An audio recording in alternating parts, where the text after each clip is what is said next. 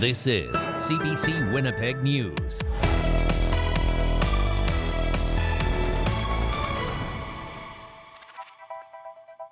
Good evening. Thank you for joining us. A grieving mother is looking for answers tonight after her 4-year-old daughter died while in the care of Child and Family Services. We first told you last night about the child who died on Long Plain First Nation while her 2 younger siblings were taken to hospital. The children were in the care of Winnipeg CFS at the time, and as the CBC's Kristen Annabelle reports, she was trying to get them back. She was the sweetest little girl ever. This mother is spending all of her time at Winnipeg's Children's Hospital, caring for 2 of her children while grieving the loss of another. She would have started kindergarten. Her birthday was this month. She would have been 5.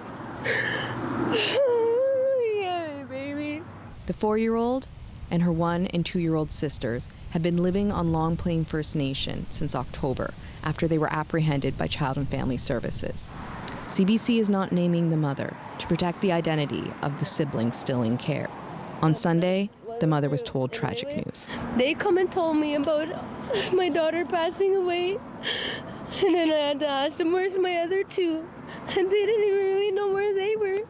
And then the RCMP had to carry my babies out of there, like my baby, because how fragile and weak she was.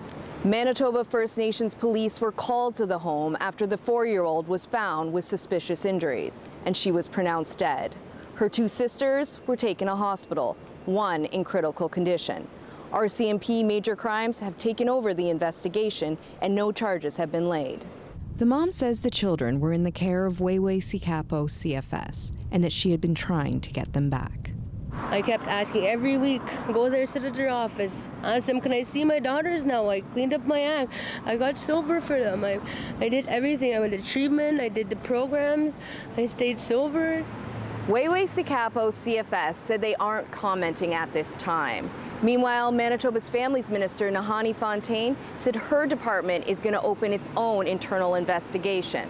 The chiefs for both Long Plain and Winnipeg say they are grieving alongside the family and will not be commenting any further. Kristen Annabelle, CBC News, Winnipeg. The idea of rail relocation has been a long-held dream for the city of Winnipeg. The group studying that idea is now focusing on moving the 3 largest railway companies outside of the city. The CBC's Bartley Kivas reports. Nearly 2 years after Manitoba's government tapped Lloyd Axworthy to lead a rail relocation study, the former Liberal cabinet minister unveiled a proposed bypass around Winnipeg for the 3 largest railways. This bypass would run south of the city, utilizing provincially owned land. Axworthy says this precludes the need to engage in time-consuming and expensive land expropriations. What makes this one work is it's a bypass that will be built inside the corridor of the Manitoba Hydro. Axworthy's study group plans to spend the next 3 months examining the feasibility of this corridor. It would require not just moving track, but entire rail yards, such as the Canadian Pacific Kansas City yards between the North End and the inner city, CN Rail's Symington yards in St. Boniface, and Burlington Northern Santa Fe's track in River Heights. Premier Wabkanu concedes this relocation would take decades and require the construction of billions of dollars of new bridges and underpasses. Nonetheless, the Premier sees this as a vision for the future. Instead of being stuck in traffic, waiting for a train to go by, instead of having the city build bridges and underpasses and overpasses around rail yards, we could actually have our intermodal interties with the rest of the transportation network outside of the perimeter. The PC economic development critic says that's a nice idea, but he's disappointed there's still no tangible plan. It seems to be the norm for what we're seeing out of this government, a study for another study. Winnipeg's mayor said in this statement, a bypass is an interesting concept, but he wants to see what the feasibility study says. Bartley Kivas, CBC News, Winnipeg. A teenage dare that caught the attention of Winnipeg police has led to one 17-year-old being fined. Police say they were shown a video on Monday depicting a white Ford Explorer in a Sage Creek parking lot with flashing red and blue lights. The traffic unit identified the 17-year-old driver of what officers say was a decommissioned police vehicle. Investigators say the teen admitted he was dared by friends to put red and blue flashing lights in the rear window using suction cups. The teen was warned not to impersonate a police vehicle and was fined for having tinted windows, which were too dark. Some business owners in southeastern Manitoba want to warn others about scams. The latest surrounds people pretending to be donors or suppliers. And as the CBC's Jura McElwraith reports, they've left one business on the hook for thousands of dollars. Earl Funk, the owner of Earl's Meat Market in Steinbach, has a bone to pick after losing $3,000 in a scam. Funk, who is also the city's mayor, says he's fortunate he didn't lose more. We felt so violated. In July, his business got an email invoice from someone pretending to be a supplier. Funk's bookkeeper sent the electronic payments, but his wife got suspicious after seeing a transaction notification with a name they don't normally deal with. She went to the bank and was able to stop an additional $5,000 going through. This is a community, like Steinbach's a community of trust. We really trust each other, right? And I just felt so like our trust was broken. Funk's business isn't the only place scammers are targeting in Steinbach. Michelle Neufeld with Steinbach and Area Animal Rescue says she got an email from someone looking to donate in April. A check for $4,000 arrived in the mail.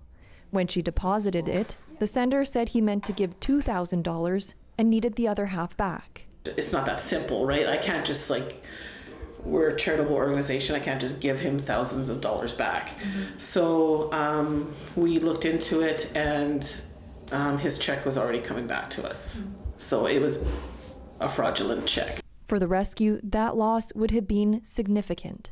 Steinbach RCMP say scams like these are increasing their workloads and becoming more common. But if this happens to you, it's important to report it to the police and work with the police so we can try to solve the crime and try to hopefully recover some funds. For both Funk and Neufeld, they're now being more cautious of where their money is going and want others to be too. Jura McElwraith, CBC News, Steinbach. An independent appeal board has ruled that 5 players from the 2018 World Junior Hockey team violated Hockey Canada's Code of Conduct. It recommended extending suspensions for 4 of the men who were acquitted in a high-profile sexual assault case while reinstating one of them. The players had been under indefinite suspension pending the results of the review. The extended suspensions for the 4 players range from 3 months to more than 4 years. Hockey Canada says it accepted the panel's recommendations. As a result, the 4 players suspended won't be allowed to compete in events sanctioned by Hockey Canada. That includes the World Championships and the Olympics. All 5 athletes were acquitted last summer on sexual assault charges from an incident in a London, Ontario hotel room in 2018.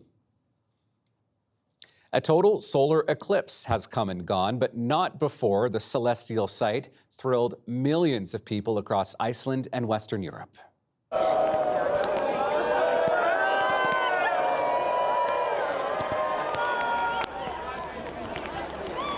These were the oohs and ahs in Reykjavik when the sky went completely dark for about 2 minutes this afternoon. People in Spain, meantime, got the same show a little earlier in the day. A total solar eclipse is the only time the sun's corona, the outer layer of gas, becomes visible to the naked eye. Much of our country, including here in Manitoba, experienced a partial eclipse. All right, let's bring in meteorologist Colette Kennedy now. And Colette, as exciting as the eclipse was in parts of the world today, that is not the only show coming up in our skies. Hey, thanks, Riley. You know, with the peak of the Perseids meteor shower tonight, I thought we'd kind of take a look at what we can hope for or expect for those who are willing to stay up to try and get a good look at this. We want to have, you know, cloud-free sky and get away from the city lights. And actually, the best viewing is as you get closer towards dawn. It's not just after midnight. But we do have that forecast for southern Manitoba, including Winnipeg. We'll have clear or clearing skies. It may take a little more time, so the closer towards dawn, the better in some cases. But low humidity humidity levels, so that risk of having mist or fog is diminished unless you're close to a large water body, like maybe some mist towards Lake Winnipeg. So do be aware of that. I know we've had some spotty showers, but much of that activity is now west or east, a little bit further north in the province, kind of central northward. Even though tonight's the peak, it's still going to be around tomorrow night, and we'll have a better chance of some clearing there for tomorrow evening. I will mention, too, it's a new moon, so that helps out as well. We won't have a big moon bright in the sky, so fighting us trying to see those showers. Mostly clear tonight, 13 degrees. Same temperature early tomorrow morning, just beginning to warm up to 14, mainly sunny. And then by tomorrow afternoon, we'll still have sunshine, but we'll get into some increasing cloudiness and a very comfortable 24 degrees. For sure. Thank you, Colette. Still ahead for us tonight, broken windows and hurtful attacks. A queer-owned business in Wolseley says it keeps getting hate over their pride flags. We'll bring you that story and more coming up. Stay with us.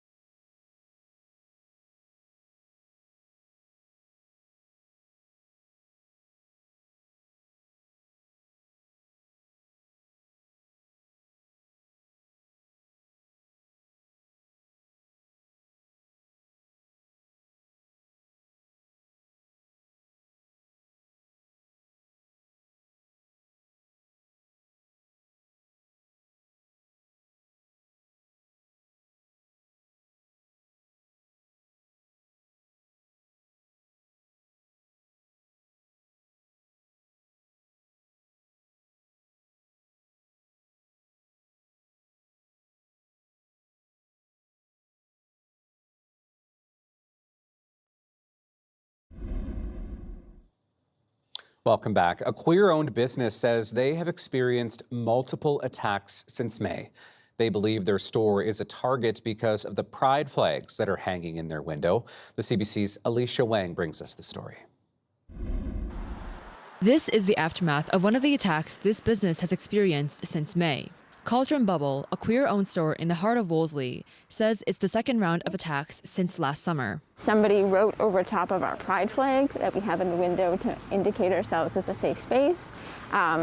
Somebody wrote in Sharpie, child grooming pedophiles over top of the flag. The store, which sells items for witchcraft and alternative faiths, says they've been criticized for that at a previous location, but that the attacks on Wolseley have always been targeted towards their pride flags. They say in May, they were accosted by a man known to Winnipeg police. He kept calling us like F-slur lovers and kept going on about how the entire queer community are pedophiles, and he called us N-words. They believe the same man came back at the end of June and threw a rock at their window, which they're not sure they can afford to fix. The most recent attack came from a child on his bike. He literally stopped right in front of the window, yelled back at his parents. They still have their pride flags up. This is in, July. And I was just like, okay, whatever, But then all of a sudden he punched the window twice. Tandeep Sidhu is an assistant professor in the University of Manitoba's Department of Sociology and Criminology. He says hate crimes like these are just the tip of the iceberg. There's far more that happens that gets that doesn't get reported, and there's far more that happens that's likely being classified under other criminal incidents if they are being reported. Dolan says the attacks only partially surprise her, as she feels she's living in an increasingly hostile climate. Like, I'm not doing anything to anyone, I'm just existing, I'm just trying to make a living. And that's enough for people to want to tear us down and vandalize us and yell at us on the street. Dolan says the community response has largely been positive, with residents pledging to put their pride flags back up in support. Winnipeg police say the investigation is ongoing. Alicia Wang, CBC News, Winnipeg. More kids are seeking overnight mental health support this summer through text messaging. That's according to Kids Help Phone, an organization that provides virtual mental health services for young people. It says texts to their helpline between 8 p.m. and 8 a.m. Eastern have increased 24% across the country since the end of June. In Manitoba, overnight demand for help increased 30% over the same period. The Kids Help Phone Foundation says they normally see a spike as kids head back to school, but this year the demand has come early. It's a challenging time to be a young person in our country. If we look just even at the natural disasters that we're facing in our communities, fires, floods, and then the 24/7 digital cycle that young people live in, it's not the same as when folks like me were younger and growing up. Kids Help Phone says while the increased demand shows more kids and teens are actually reaching out for help when they need it, they say the top reasons young people have been reaching out this summer are anxiety and stress, followed by relationship issues and depression. Well, from flash floods to tornadoes and extreme heat, it has been a summer of severe weather in Manitoba. That unpredictability is putting a strain on the province's agriculture industry. But new technology in the industry could alleviate some of those concerns and help producers adapt to changes in weather. The CBC's Mike Arsenault has more. Heavy rainfall in June led to flooded out fields like this one in the Arm of Rosser. That extreme weather is just one reason farmers in Manitoba are at Emily Agronomy Day. It's an innovation farm that develops technology designed to reduce risk for farmers. CEO Jacqueline Keena says it's important for the industry to embrace new technology. I think this year is a good example of increasing variability and severity of weather. At this site, we had 10 inches of rain in the course of one evening. And so that dramatically changed our plans for this growing season. One piece of technology grabbing people's attention is a data-driven tool called Crop Intelligence. Leanne Corasil says it captures information about precipitation and environmental conditions in real time to help producers make informed decisions about their crops. It's able to basically predict how much yield you'll get at the end of the season, which allows you to make an informed management decision earlier in the season if you want to change a management practice, like if you want to do a fertilizer top-up or a fungicide application. The Crop Intelligence software sounded appealing to one ag producer. Charles Fosse owns a farm in Starbuck where he grows wheat, barley, and oats, and says that kind of detailed data would be very useful. Now, instead of going out in the field and kind of look at the ground and maybe sticking a spade in there and saying, well, it's dry, we'll run some irrigation. Now with these probes, you can go out there and say, Yeah, the top 2 inches is dry, but everything below that, where the roots are, is still very moist. Fosse says it would save him money and help him make more informed decisions about how to maximize his profits. Emily hopes these new innovations can help farmers like Fosse navigate the new challenges that come with a changing climate. Mike Arsenault, CBC News, Winnipeg.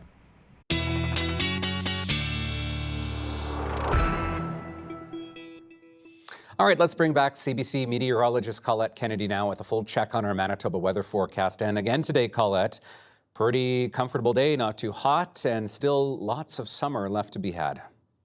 Thanks, Riley. Well, we know summer is getting closer to an end, but we're certainly not there yet. So if maybe one of the things you like to do is to be enjoying the lake or at the beach, well, Fezzik can relate to that. June, thank you for sending this little cutie in. Fezzik is just relaxing in his life jacket and also with a cool beverage there in store as well.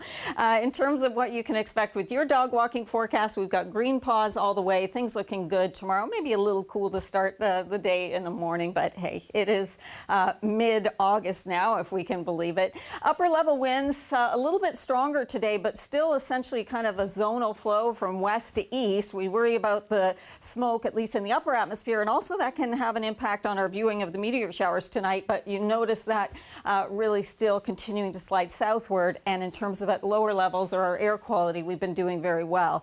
Now, we have a better pattern a little further south than what we get into north. Now, these are, I mean, almost the definition of spotty showers in terms of what we're seeing.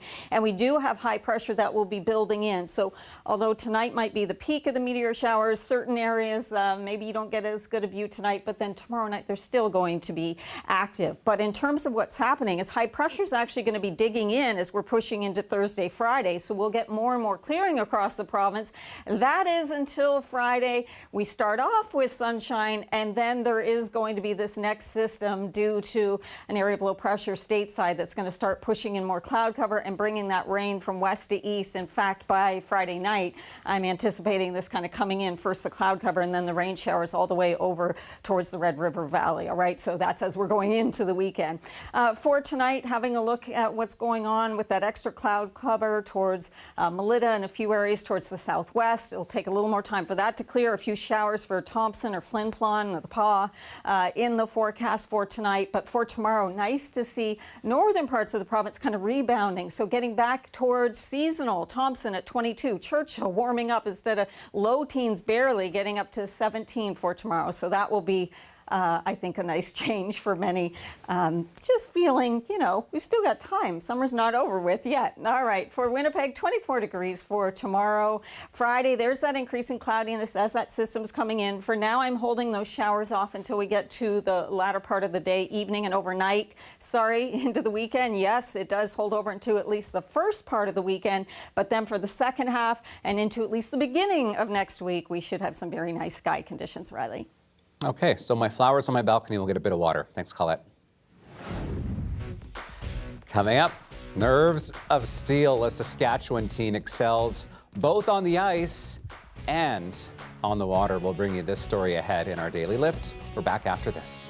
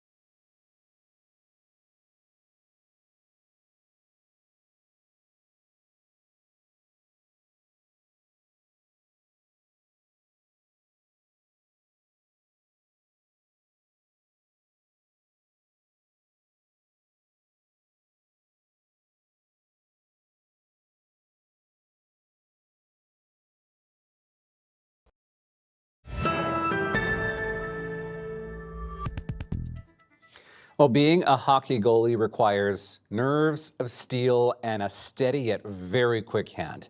It's those traits that likely helped a Saskatchewan teen excel not just on the ice, but also on the water as a gold medal water skier. And he's only 14 years old. Sean Mullen heads out on the lake for our daily lift.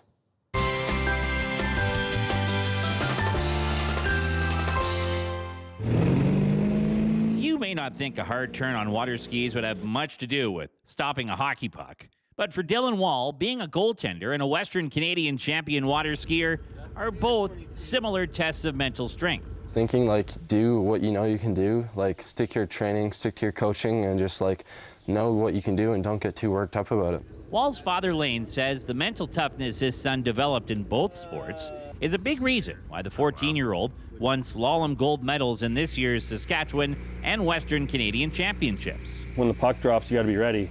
And it's like you come off the dock, your first run for your provincial run or Western run, you have to be ready to go. Both his parents are water skiers. Dylan went for his first ski when he was just 5 years old. It's just honestly just being on top of the water and going that fast and going around the course. It's just something about that. It's just I've always loved. Wall won provincials in only his second year competing. After that, he started training with the Saskatchewan high-performance water ski team. He was one of those kids that's out there for hours every day, whether he's with a coach or without a coach. Super self-driven, which is amazing for this sport as it is an individual sport. Wall finished 5th overall in the country last year. This year, he's representing Saskatchewan at the Nationals in Ontario. Yeah, I definitely like to medal for slalom and medal overall for sure. I would say slalom's my main event, my strong event. And yeah, I just like to just ski how I know I can ski in practice. I've been skiing very well in practice lately, and I just like to keep that up and translate that through into tournament. Wall says if he keeps progressing, he could see himself going south to train for the winter. But for now, he plans to compete at Nationals and head straight to hockey camp next week. Sean Mullen, CBC News, Lac Peltier. Incredible. And I'm sure there's some trade-off there, right? Being on the water over the summer keeps your body active, just as being on the ice over the winter does for the water skiing in the summer. That is our program for this Wednesday. Thank you so much for being with us. You can find our show any night of the week on our streaming channel. And of course, we'll be back on television tomorrow at 6. Have a great night.